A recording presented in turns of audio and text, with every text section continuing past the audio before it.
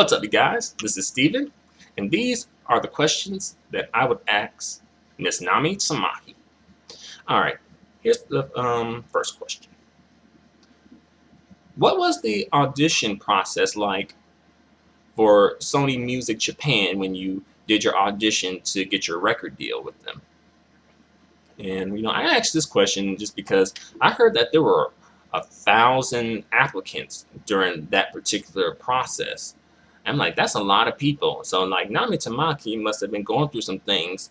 Like I wonder if it was just one audition for like one day and it's just a very long audition where they're like, okay, you come back, you can leave. You come back, you can leave. Or was it like, okay, this week we're auditioning, like this week we are have you sing, and then if you make it through the next round, then it's the next week you can come back and sing, and then next week until we just narrow it down.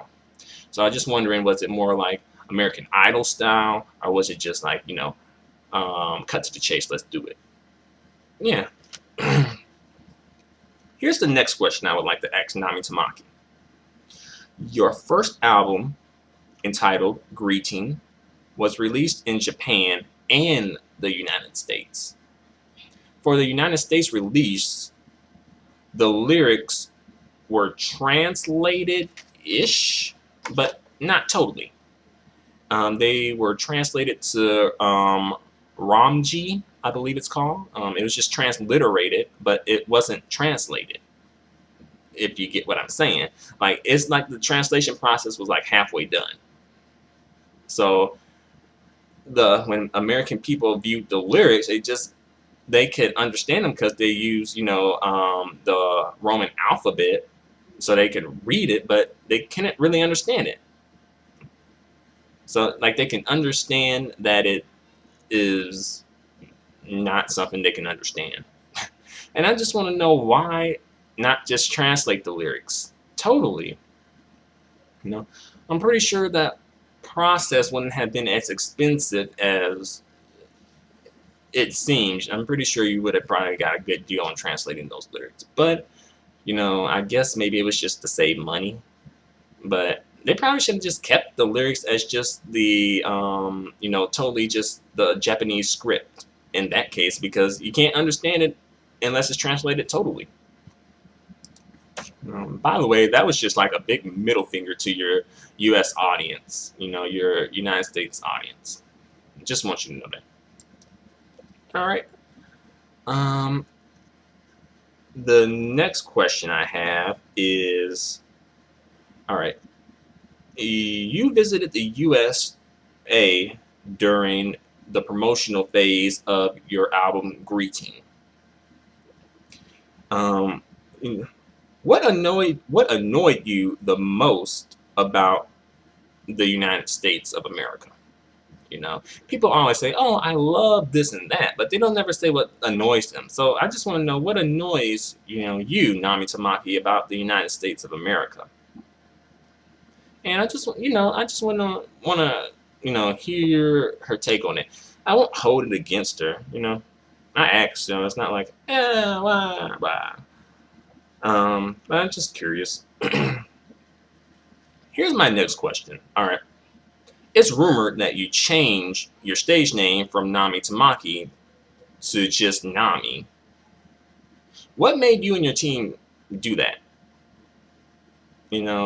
At this point when this happened, I think your career was a bit, in the slumps as it is. So like, why change your name from what people know you as already? And as well, do you think you're really, like, paid your dues enough to go by just one name? You think as well the name is Nami? I mean, some folks can get away with it. Some folks can do that, like Cher, Beyonce, Rihanna, Madonna. But Nami, I think you should probably pay your dues a bit more before you do that. Me personally, but I think you should stick with Nami Tamaki for the time being, because that's what we were introduced to you as. All right. Here is my next question. So far in your career, your music career, you've had 3 different record labels. Why so many record labels? Like, and I want to like, why so many different record labels? Is it because is it like, okay, is it like you're tired of the record label and you move on, or is it like the record label moves on from you? And do you think this is a bad sign to have so many different record labels? Just wondering. Okay, next question. Did you feel pressured to skank it up in order to sell more records and to transition into an adult music artist?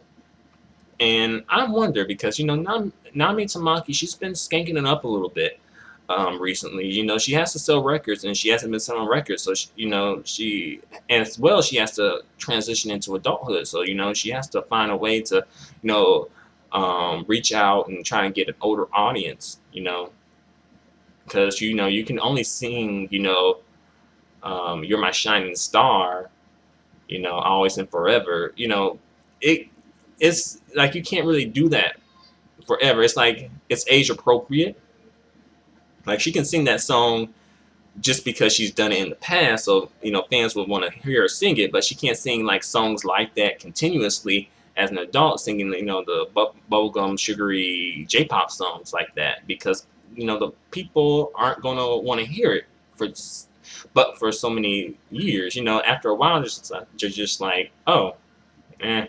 Like, how old is she? She's still singing about this stuff. It's like she's not relating to, I guess, the 20 something and the 30 somethings.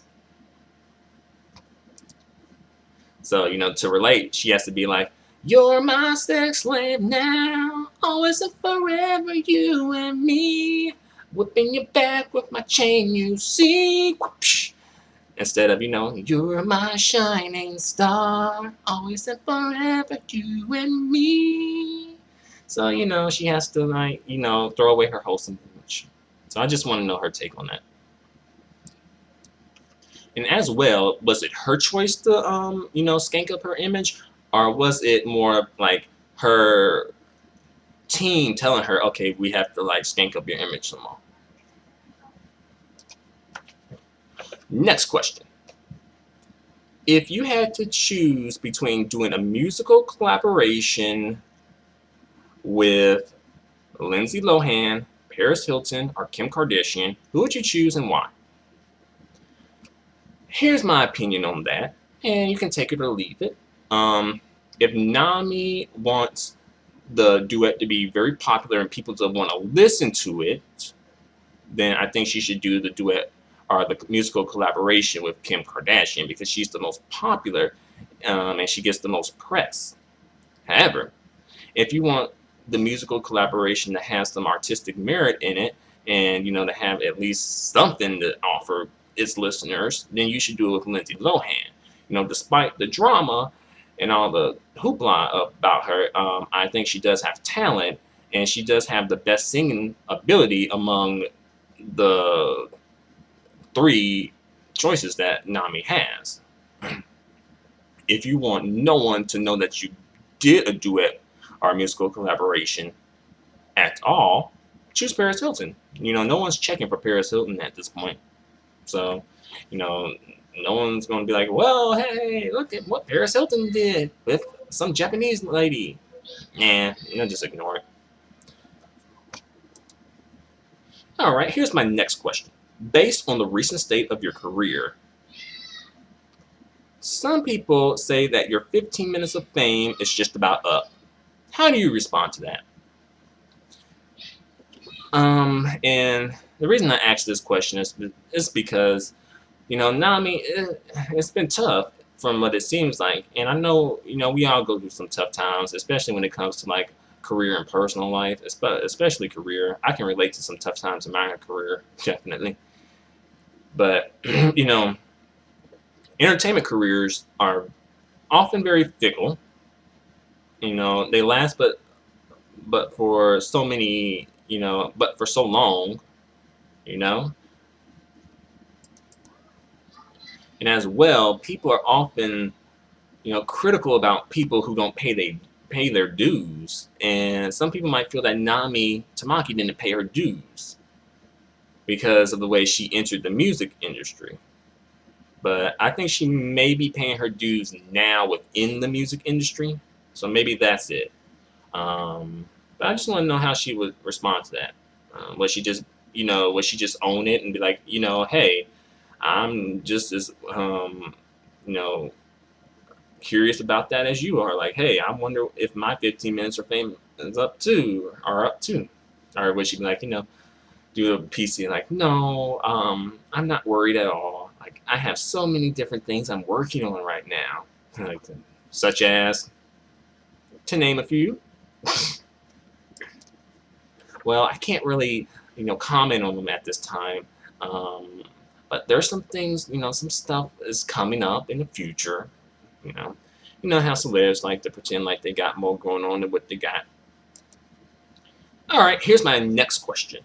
If you were not a musical artist, what career would you pursue and why? And also, the career cannot be related to the entertainment industry at all. So it has to be just like a regular 9 to 5 type of job. So you can't be like a dancer or a makeup artist or like a director or a songwriter. No, regular careers. And I just want to know, like, what would her life, like, what kind of life would she like to have outside of the industry? You know, because sometimes I wonder about, people like celebrities that start out really young, like, and they're so used to it because this has been their whole life. But to be fair, Nami was maybe like around teenager-ish age when she entered the industry, so she might have some type of like um, idea of what life is like outside of the industry. But I'm just curious to know, like, what career would she pursue and why? Maybe a nurse, a doctor, a teacher. Who knows? All right. Here is my last question. What is your favorite anime and your favorite video game? And I asked this question because, like, Nami has done, songs for many animes as well. She's done, contributed songs for many video games as well. So I just want to know her favorite anime and her favorite video game. And you have to make a choice, You gotta choose. They say it's like choosing, like, who's your favorite child. But, hey, sometimes it's not to say that people don't have a favorite child, but, you try not to really say the favorite. And understandably so. But I just want to know, what's her favorite anime and her favorite video game? But those are all the questions I have for Nami Tamaki at the moment. What questions would you like to ask Miss Nami Tamaki? Feel free to leave them in the comments section. But for now, that's all I got. So thanks a lot for watching my video. Feel free to comment. Feel free to subscribe. Feel free to give me a thumbs up. It's greatly appreciated. Adios and goodbye for now.